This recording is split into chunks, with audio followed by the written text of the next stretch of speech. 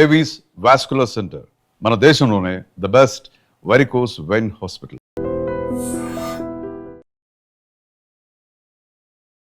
Welcome to iDream. నా పేరు Lumbini. Now we have very most experienced UPSC faculty and mentor Satish Pendyala గారు. Let's talk to him. Madam నమస్కారం madam. Hello అండి. Hello. ఒకప్పుడు friends, ఇప్పుడు complete rivalry అనేది క్రియేట్ అయింది. Iran versus Israel. So high intense war కండిషన్లో డెఫినెట్లీ ఇండియా ఎఫెక్ట్ అవుతుంది ఏదో ఒక పాయింట్ ఆఫ్ టైంలో, ఏదో ఒక రకంగా చూసుకున్నా overall India. So for example gas problem అనేది ఇప్పుడు మనకు అయి ఉండొచ్చు, బట్ అది ఇంకా ఎక్స్ట్రీమ్ కండిషన్స్లోకి వెళ్ళే ఛాన్సెస్ ఉన్నాయి. బట్ అట్లీస్ట్ ఇప్పటికైతే హోల్డ్ అయితే పడింది దానికి. But again back to history, Iran versus ఇజ్రాయెల్కి ఎందుకు ఇలాంటి కండిషన్స్ క్రియేట్ అయ్యాయి ఫస్ట్ ఆఫ్ ఆల్? మేడం, ఈ హిస్టరీ ఒకసారి చూసుకుంటే మీరు చెప్పినట్టు Iran and Israel were close friends. In fact America supported Israel, indirectly Iran also. అంటే ఇజ్రాయెల్ ద్వారా ఇరాన్ని సపోర్ట్ కూడా చేసింది. అంటే అంత థిక్కెస్ట్ ఫ్రెండ్స్. 1979 ముందు ఒకటి, 1979 తర్వాత స్టోరీ చేంజ్ అయింది మేడం. రైట్. ఇరాన్లో ఏముంది అంటే 1979 ముందు షా అని చెప్పేసి he was the empire. He was ruling the Iran country. He was pro USA, pro Israel, pro USA. Okay. ఎప్పుడైతే he was pro USA, pro Israel ఉండేనో, వెస్టర్న్ కల్చర్ ఇరాన్లో రావడం స్టార్ట్ అయింది. అంటే వెస్టర్న్ సివిలైజేషన్ కానీ, వాళ్ళ ఫుడ్ హ్యాబిట్స్ కానీ, వాళ్ళ ఈటింగ్ కానీ, వాళ్ళ క్లోత్స్ హ్యాబిట్స్ కానీ, లేదా వెస్టర్న్ బ్రాండ్స్ కానీ, ఇవన్నీ ఇరాన్లో రావడం స్టార్ట్ అయింది. ఓకే. ఇవన్నీ ఎప్పుడైతే వస్తూ ఉన్నాయో 1979 కంటే ముందు, ఇది మొత్తం ఎపిసోడ్లో అక్కడ ఇస్లామిక్ ప్రీస్ట్ ఎడ్ ఎవరైతే ఉంటారో వాళ్ళు చూసి ఇలా వెస్టర్న్ సివిలైజేషన్ ఆక్యుపై అవుతూ ఉంటే ఇస్లామిక్ కల్చర్ అనేది వ్యానిష్ అవుతుంది అని చెప్పేసి గ్రహించారు. రైట్. ఈ ఇస్లామిక్ కల్చర్ వ్యానిష్ అవుతూ ఉంటే మరి భవిష్యత్ ఏంటి? రైట్. ఈ కల్చర్ని కాపాడాల్సిన భవిష్యత్తు మన దగ్గర అనే ఒక ఆలోచనలో పడ్డారు. So that's the very first reason. Ayatollah Khamenei he started giving speeches. ఎప్పుడైతే ఆయన అయతుల్లా ఖమానీ స్పీచెస్ ఇస్తూ ఉన్నారో, షా ఏం చేస్తాడంటే ఆయన వెళ్ళేస్తాడు, ఇరాన్ నుంచి బయటికి పంపిస్తాడు. ఆయన బయట నుంచి ఈ started spreading messages to the people of Iran. Okay. ఒక రెవల్యూషన్ ఏర్పడుతుంది.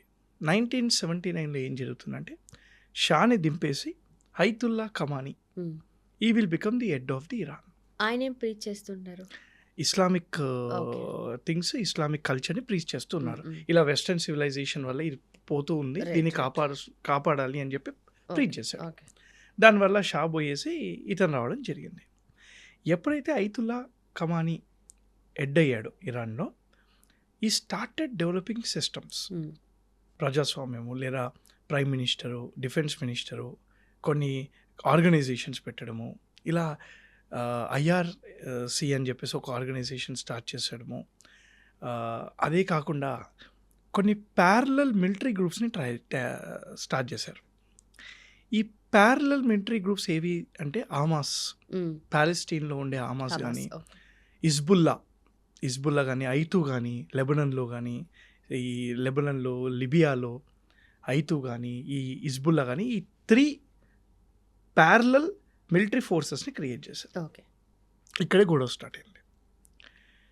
ఎప్పుడైతే హమాస్ని క్రియేట్ చేశారో ఇరాన్ వాళ్ళు, ప్యాలెస్టైన్కి సపోర్ట్గా, Palestine is fighting with Israel. Now Hamas should fight with Israel. Hamas is created by Iran. Now Israel knows that Hamas, which is created by Iran, is fighting against us. So అందుకే Israel is against Iran now. అక్కడ problem అక్కడ పడింది, seed బీజం అక్కడ పడింది. అసలు హమాస్ని ఈ యుద్ధం జరగకముందు మేడం, లాస్ట్ మంత్, అంటే యుద్ధం జరిగే లాస్ట్ మంత్ ముందు నెల, హమాస్ వాళ్ళు ఇజ్రాయెల్లో ఉండే ఆల్మోస్ట్ 1000 మంది ప్రజల్ని బందీలుగా తీసుకెళ్ళిపోయారు. ఇది తెలియదు అంటే చెప్తున్నాను. ఎప్పుడు హమాస్కి ఇజ్రాయెల్ ట్రూప్స్కి గొడవ అవుతూనే ఉంటుంది. వీళ్ళేమో ప్యాలెస్టైన్కి సపోర్టు, ఇజ్రాయెల్ ఏమో మా కంట్రీ కావాలి, ప్యాలెస్టైన్ ఇవన్నీ వద్దు అని చెప్పేసి గాజా స్ట్రిప్ ఇవన్నీ ఉంటాయి. సో ఇక్కడ హమాస్ క్రియేట్ చేసిన ఇరాన్ మీద ఇజ్రాయెల్కి కోపం. అందుకే ఇజ్రాయెల్ USA కలిసి ఇరాన్ మీద దాడి చేసింది. ఇది ఫస్ట్ రీజన్. అంటే అసలు స్టార్ట్ అవ్వడానికి ఫస్ట్ రీజన్. దానివల్ల దాడి చేయడం ఎందుకు, చంపేయడం ఎందుకు? ఖమానీని, అయతుల్లా ఖమానీ తర్వాత ఇంకో ఖమానీ వచ్చారు. అతన్ని చంపేయడం ఎందుకు?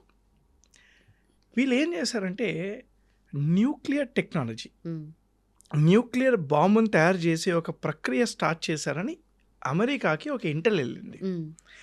ఆ ఇంటెల్ వెళ్ళడం వల్ల ఏం చేశారు, వీళ్ళ దగ్గర న్యూక్లియర్ బాంబు వచ్చేస్తే చాలా ప్రాబ్లం అవుతుంది, అన్ని దేశాలకి నష్టం, మిడిల్ ఈస్ట్ మొత్తం నష్టం అని చెప్పి అలా యుద్ధం స్టార్ట్ చేయడం జరిగింది.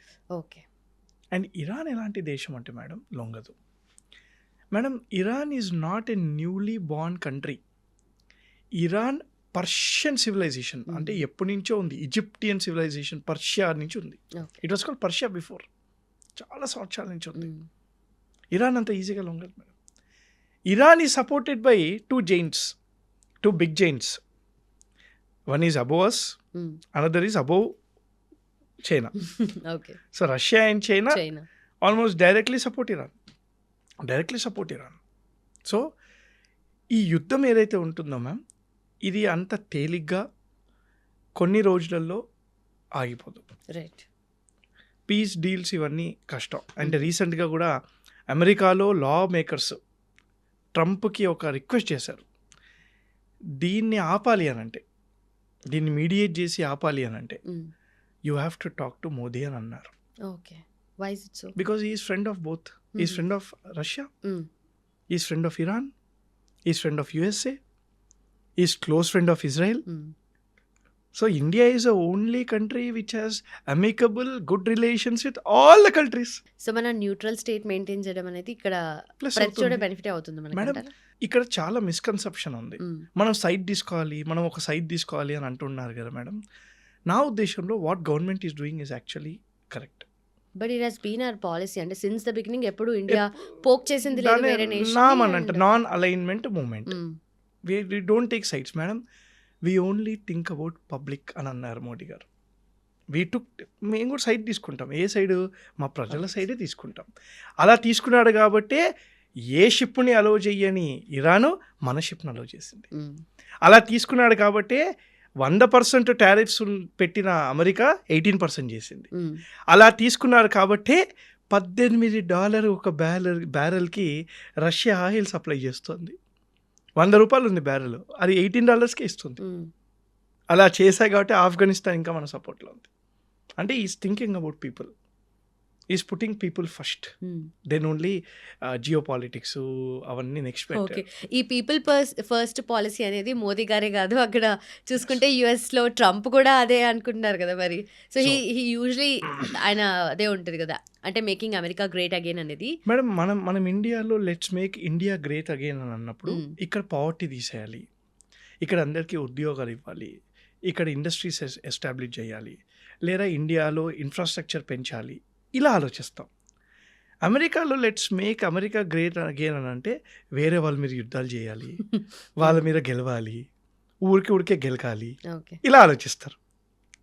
So there's lot of difference. Let's make America great అంటే ఏంటి? వరల్డ్ లీడర్ అవ్వాలంటే ఏం చేయాలి? వేరే కంట్రీస్ని ఓడగొట్టేయాలి. అదే కదా madam, that is only thing, that is only point they are making now. Okay. But ఈ ఓవరాల్ థింగ్లో వాట్ ఈస్ యుఎస్ గెటింగ్ అనేది, అంటే ఏ రకంగా బెనిఫిట్ అవుతుంది అనేది? Ma'am your dollar is increasing, dollar చాలా ఇంక్రీజ్ అవుతుంది, హెజిమోనీ ఉంది. నా entire Middle East will listen to యూఎస్కి ఎలా కావాలో అలా ఎకానమీని మార్చేస్తుంది. మేడం అమెరికాలోని స్టాక్ మార్కెట్లో షేర్లు పడిపోతే ఇండియాలో ఎఫెక్ట్ అవ్వడం ఏంటి? అమెరికాలో అమెరికా ఒక కంట్రీ మీద యుద్ధం చేస్తే ఇక్కడ గోల్డ్ రేట్ పెరగడం ఏంటి?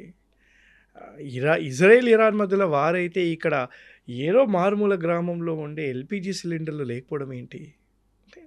All this is because of hegemony of USA చూపిస్తుంది.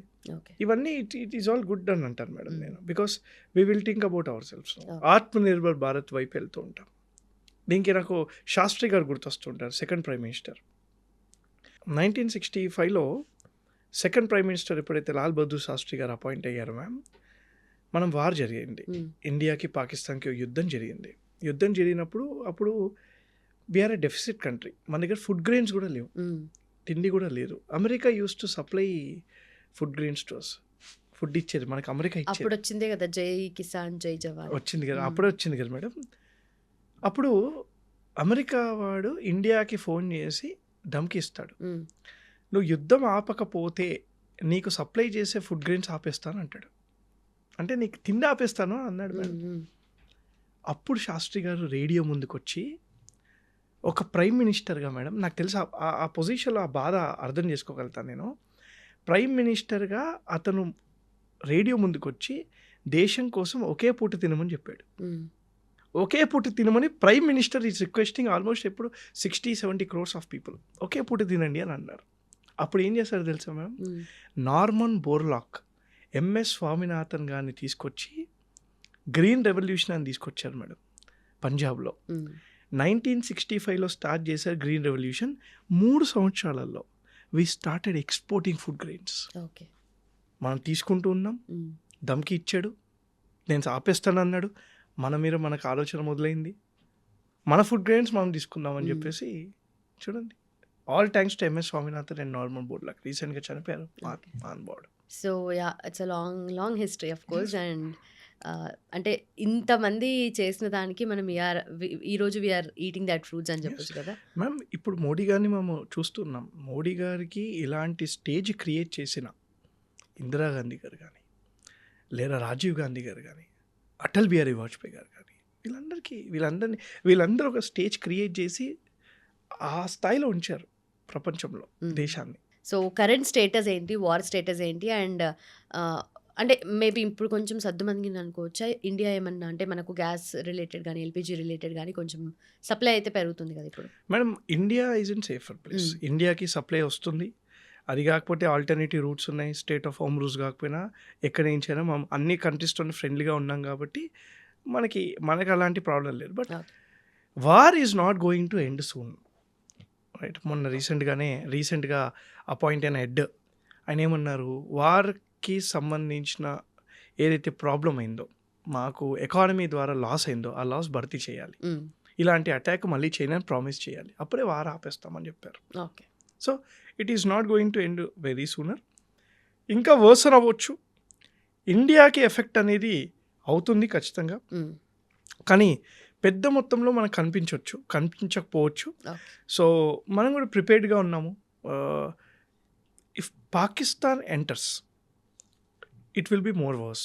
ఆల్రెడీ రీసెంట్ న్యూస్లలో పాకిస్తాన్ అటాక్డ్ ఆఫ్ఘనిస్తాన్ అని చెప్పేసి కూడా వచ్చింది కాబట్టి, because Pakistan is the only base US can use to attack the Middle East. వేరే ఏ కంట్రీ, ఇజ్రాయెల్ తర్వాత వాళ్ళకి పాకిస్తాన్ని మాత్రమే యూజ్ చేసుకొని, పాకిస్తాన్లోనే వాళ్ళ మెయిన్ మిలిటరీ బేసెస్ ఉన్నాయి, దాన్ని యూజ్ చేసుకొని మిడిల్ ఈస్ట్ అటాక్ చేస్తారు. పాకిస్తాన్ ఎంటర్ అయితే మాత్రం it's start of world war 3. అఫీషియల్గా కాదు కానీ, but it's start of world war 3 అని చెప్పుకోవచ్చు మేడం 100%. సో పాకిస్తాన్ ఎంటర్ అవుతుందంటే వాళ్ళకేం లేదు, వాళ్ళకంత సీన్ లేదు. అంటే వాళ్ళ భూమిని యూజ్ చేసుకోవాలి యుఎస్ఏ లేదా చైనా, వీళ్ళు యూజ్ చేసుకొని చేయడం, అది నా ఉద్దేశం. వాళ్ళకంత సీన్ లేదు. రైట్. అండ్ ఇరాన్ వర్సెస్ ఇజ్రాయెల్లో గ్లోబ్ మొత్తంలో చూసుకున్నా ఏ నేషన్స్ ఏ సైడ్స్ తీసుకున్నాయి అంటారు? So directly or indirectly? So చాలా టిపికల్ క్వశ్చన్ మ్యామ్ ఇది. యాక్చువల్గా ఇండియాని పక్కన పెట్టేద్దాం కొంతసేపు, ఇరాన్ చూసుకుందాం మేడం. ఇరాన్కి సపోర్ట్గా చైనా, ఇరాన్కి సపోర్ట్గా రష్యా, ఇరాన్కి సపోర్ట్గా నార్త్ కొరియా. ఈ ముగ్గురు మాత్రం డైరెక్ట్ సపోర్ట్గా ఉంది madam. Israel, yes, the mighty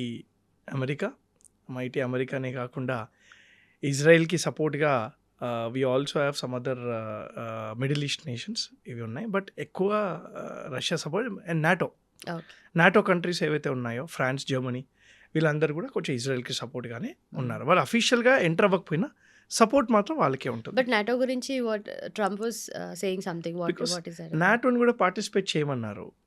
వాళ్ళందరూ నేను చెయ్యను అని చెప్పారు.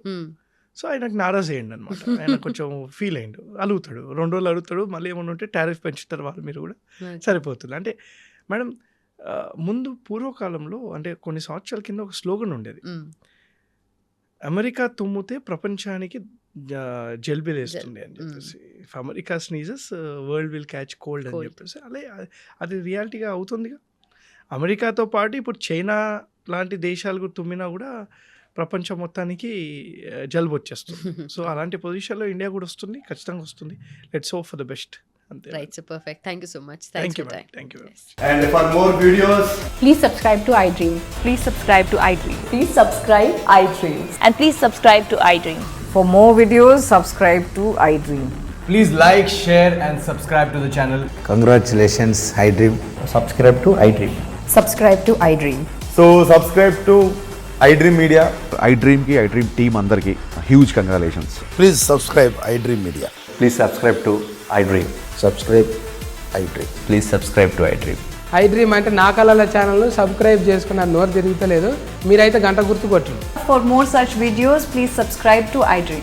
Subscribe to iDream. Please subscribe to iDream. Please subscribe iDream Media. Please do subscribe to iDream. Please subscribe to iDream Media. For best entertainment and information, please subscribe iDream. And don't forget to subscribe to iDream.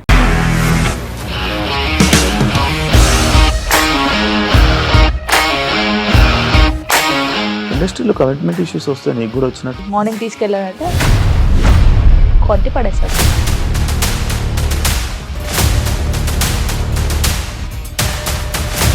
ఒక్కళ్ళు కూడా చూడలేదు ఈ cinema అని చెప్పడానికి కూడా చాలా ధైర్యం కావాలి. అది నిజం కదా, దాంట్లో ధైర్యం ఏంటి ఇది? నెక్స్ట్ డే ప్లేట్ మార్చేస్తే తప్పు కదా. As of now, we are comfortable this అని నేను అనుకుంటున్నాను. రష్మిక గారిది మీది ఒకే ఊరంట కదా. నీకు కోపం వచ్చిందంటే బాగా తిట్టేత్తరా? తిట్టేద్దామండి. నిజంగా గేమ్ ని ఎలా చేంజ్ చేయగలిగారు? ఏపీఎస్ఎఫ్సి వాళ్ళకి 6 నెలల్లో నేను 6 లక్షలు కట్టా. బిజినెస్ చేయాలనుకుంటే it is as difficult as riding a tiger.